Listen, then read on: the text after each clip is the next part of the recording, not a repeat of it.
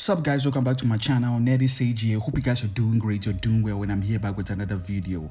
And I'm here to talk about the MCU. Phase 4 has officially ended with the release of Black Panther, and it's just this phase has been a little on and off, good and a little mediocre here and there. There's been some good portions, but some parts have just been okay. Now what we've all noticed about phase 4 is that it's just called the sad phase, the grieving phase, the pain phase, and acceptance overall. And overall, it was just a journey for our characters, some more deeply personal than others. So I'm gonna go over the list of these movies and TV shows that just broke us, stirring up our emotions left and right. I've also made a video about this topic. Mainly it was a music video, those AMVs, but in this case an MV or music video, whatever you call it. And it's a cool video and mostly sad. You can check it out on my second channel. I'll leave that link in the description below. But now let's get started with this. Let's start off with the first project of phase 4, that is WandaVision. This was a continuation of Wanda's story from Avengers Endgame.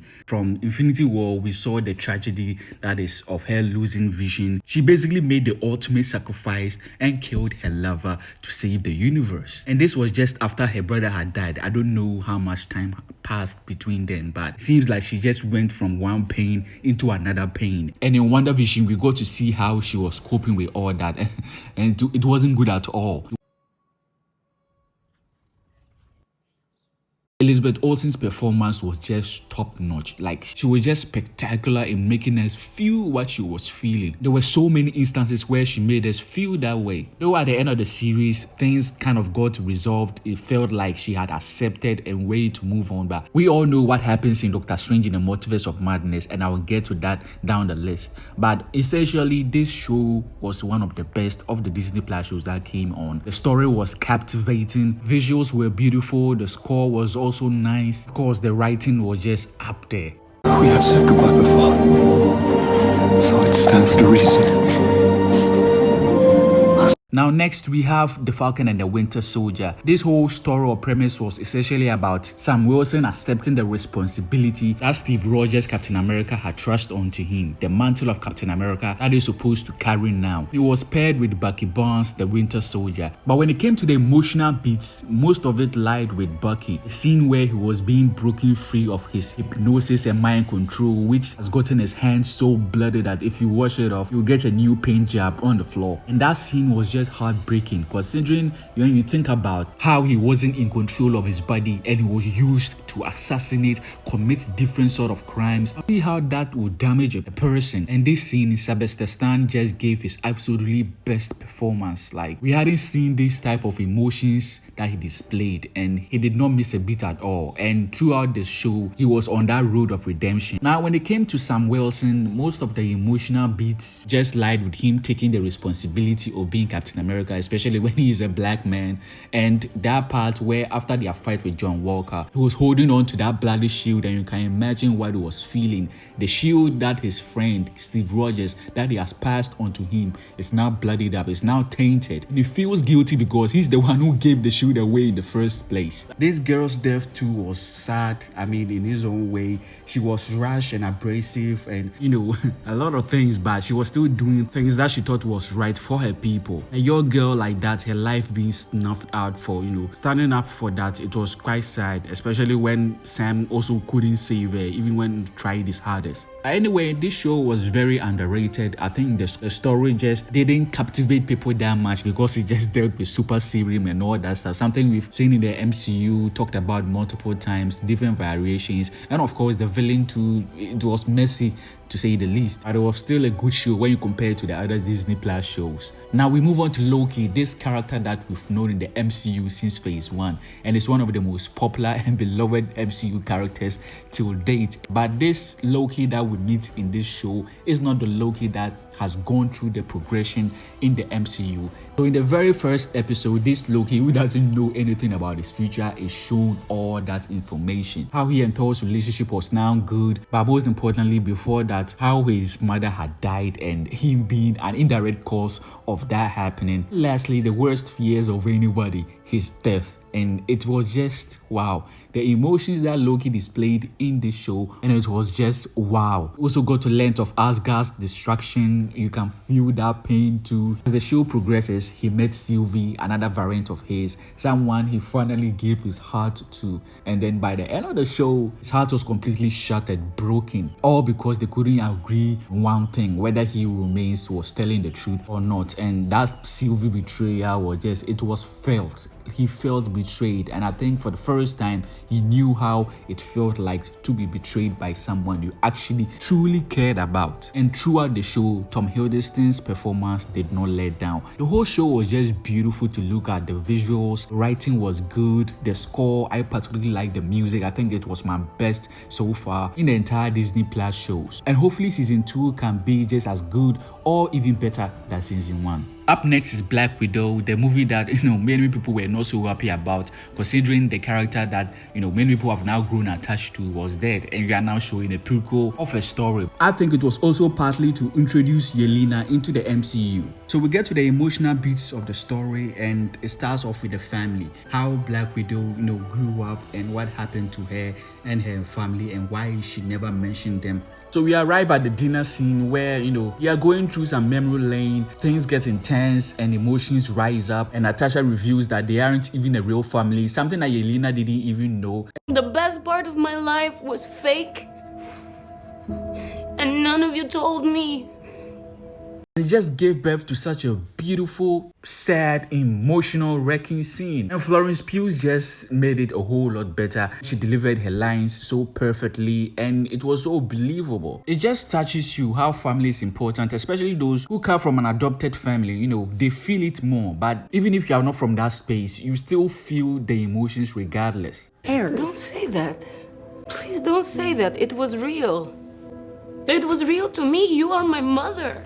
The next scene that touched upon some emotional beats as well was after the end fight scene, and then they were having a moment. Natasha was apologizing to Yelena about her, essentially abandoning her, because that's what happened. I think that was a nice scene between them. And of course, the post-credit scene where Yelena visits Natasha's grave. Like, as the audience watching, you are just heartbroken to the fact that this character is actually dead. Like, this is just a prequel. Like, we've been wanting Black Widow to return to the MCU since the multiverse became open, and this is one of the parts where we are like, damn, she's really dead. She's really gone. And I think as audiences are thrust into the shoes of Yelena, and it was never not sad. Now move on to the next show, What If, and this is the show that many people don't really talk about that much. So what I'm picking from this show where it just broke us completely was Doctor Strange's episode. Of course, you knew this was coming, and Chadwick Boseman's episode as well, and maybe 1 or 2 episodes here and there, but mainly those two, and of course Hawkeye and Black Widow's episode. So we dive into Doctor Strange's episode, and that crash, we knew it was going to happen, and we know Doctor Strange's story. But what takes a different turn is that she goes on that same event as him and rides with him, and unfortunately during that crash she doesn't make it. He takes it hard, and then when he's introduced to magic, he thinks magic can solve everything and becomes more desperate. And those scenes with the time stone, whew, it was just heartbreaking on a different level. It was just so sad. You can feel every bit of desperation and pain this character was going through, losing her over and over again. Like, you can imagine what that does to a person's psyche. And by the end, he just does the unthinkable, draws in power from places he shouldn't have, and he just becomes this unrecognizable character. By the end, at the cost of the whole universe, his universe, even though he was not actually thinking about, sacrificing the universe for her, but that's what happened. And even that still didn't work to bring her back. I can't stress enough, like, Benedict Cumberbatch is one of the most phenomenal actors on this planet. The way he portrayed this character, even though it's in animation, you can feel every bit in his voice. The sadness, the loneliness, the desperation, the pain, you can feel it all all, and just wow. It's no wonder people say this was the best episode of the show. Some say it's Chadwick Boseman's episode, I say they are both great. And what speaks to our heart about that episode is Chadwick Boseman is no longer with us. This was his final performance in the MCU, and wow, I just felt every line that he delivered, every scene he was in. I was like, this guy is really gone. Like, we are never going to see him again. I just don't know what to say about this. Chadwick Boseman always, he's phenomenal. If you haven't watched any other movie of his apart from his Marvel roles, then you are really missing out. And some of the lines delivered in this episode just tore us apart, because some of the writing talked about loss and death and rebirth and all that, and it felt even more heavy. The next episode to follow is Black Widow and Hawkeye's episode, and this was just like the Clint that we saw in Avengers Endgame. He has lost his whole family in this universe as well. He's just going on for going on's sake. When things reach a critical point, he just decides to let go. He saves Black Widow in the process. That scene felt even more sorrowful when you think about how it mirrored the Avengers Endgame scene. Up next, we have the movie Shang-Chi. I think this movie was fairly received well. It has one of the best action sequences in the MCU at this point. But when it came to the emotional beats, I think it was just a few of them, and it didn't hit that much to us. The mother's death, of course, it was heartbreaking to see, witness your mother being killed in front of you. That was, yeah. And of course, his father too, also being killed in front of him. I think those are the only two I could think of. Next is the movie Eternals, the movie that tried to do so much. Something that I personally think that it should have been a Disney Plus show, since it was trying to introduce these mini characters onto the screen, tell a story, tell their own personal stories, and a lot more. When it comes to the emotional set pieces, if I should call it that, the ones that stood up to me or stood out to many people were Thena's memory rot and her relationship with Gilgamesh. It was just sad how she was just rotting away her memories. She sometimes couldn't remember who she was hurting. How Angelina Jolie played the character made it feel all real. We know this happens to some people, and I think it's called dementia, and it was just very sad. When Gilgamesh died, man, I just felt for her. The only person who stood by her throughout all the pain and everything she was going through was now gone. Another one that I could think of that pulled her emotional strength was Ajax's death. I think many people felt for her, but it wasn't overly, huge, since we didn't know these characters so much, and that was partly due to the runtime, most of all. But her death, I think we all felt a little something for her.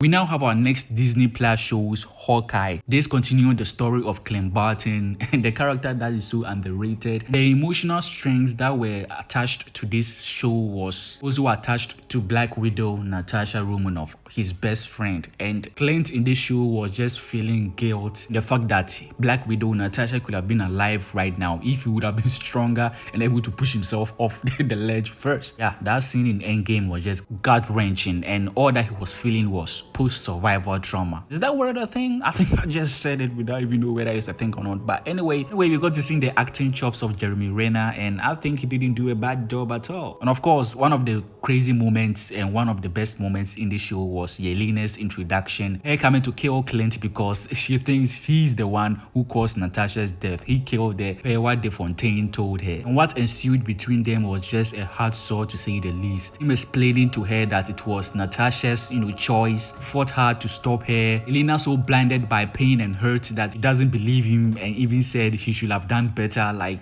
So she died because you let her. I fought her for it, but she was better than me. You should have fought harder.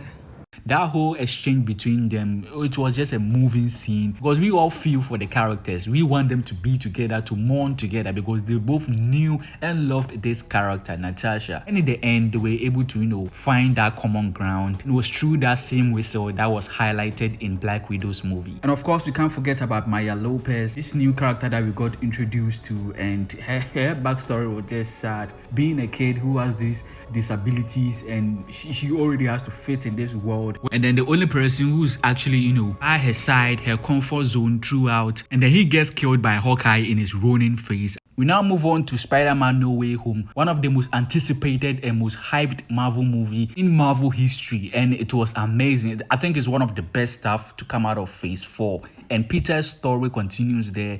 We've got some amazing characters introduced. Should I say return, Tobey Maguire and Andrew Garfield. That in itself was an emotional moment for us. And one of the most heartbreaking scenes in the MCU was Aunt May's death. Like, I never ever saw that coming, that they were going to kill her off, and in such a brutal, painful way. And just the performances between Tom Holland and Marisa Tomei, like, wow, I really felt it. One of the few Marvel movies that actually brought a tear in my eye. What happened? Nothing happened. You're okay.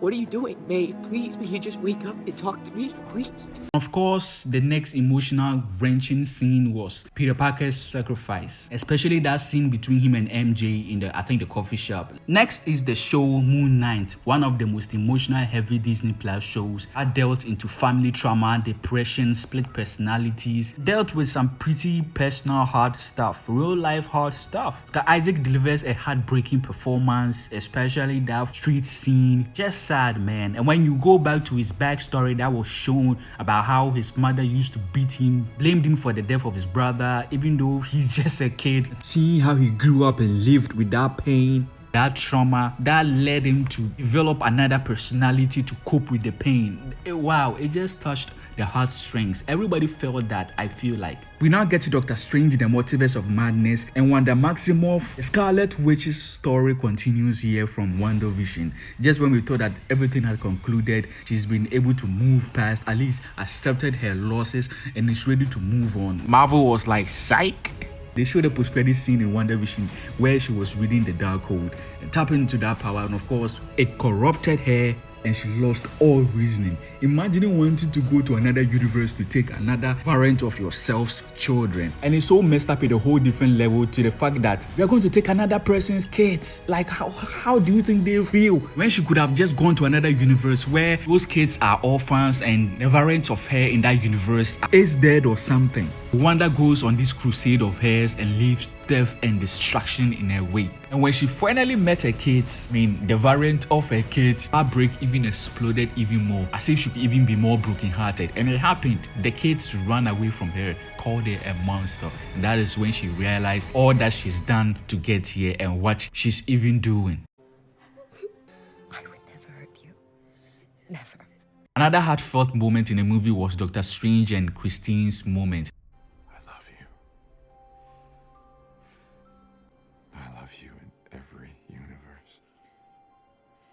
It really hit us, especially for us who actually watched the What If episode 4 show about them. Miss Marvel is the next Disney Plus show, and this show had some problems here and there when it came to the writing, but when it came to the visuals, it was beautiful and unique, especially episode 1 and 2. In terms of the emotional scenes or parts, I don't think there were exactly some scenes that really stood out, but I think the family scenes were really great, and I think that was the saving grace of this show. But now that I remember, I think the partition, scenes, we all know how sad and tragic that was, and Aisha's death, I particularly think it was very sad due to the fact that she died without anybody knowing what happened to her. Instead, there are rumors about what she did or what she's done and why she left her family, when in reality all she did was try to protect them, and in the end she died alone. The next project after this is Thor Love and Thunder, the movie that had 3 sides. Either you loved it, you hated it, or it was just meh, okay movie. You get what I mean? The thing is, Thor Ragnarok did so well that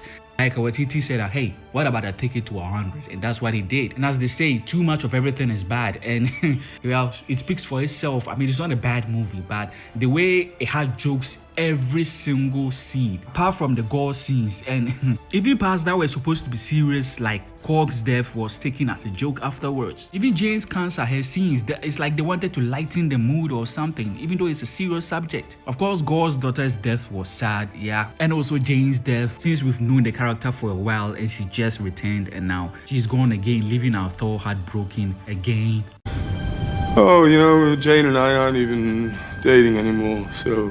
These things And it's such a bummer that they wasted the God Butcher storyline. Like, in the comics, it was much crazier and serious on a bigger scope. I mean, it dealt with gods being killed. And then you get someone like Christian Bale, freaking Christian Bale, where you just waste him in this movie. You freaking waste him in the MCU. Like, what? But anyway, those are the two only emotional parts: God's daughter's death and Jane's death. And hopefully the fifth movie goes in a different direction, as Chris Hemsworth even has said that he wants to reinvent the character again. But I think that sweet spot is the Infinity War Thor. He has some funny lines in there, but also serious and was not joking all the time. The next show we have is I Am Groot, and this was just a fun, wholesome Groot mini-series, and unless you find cuteness emotional, then I guess it was emotional.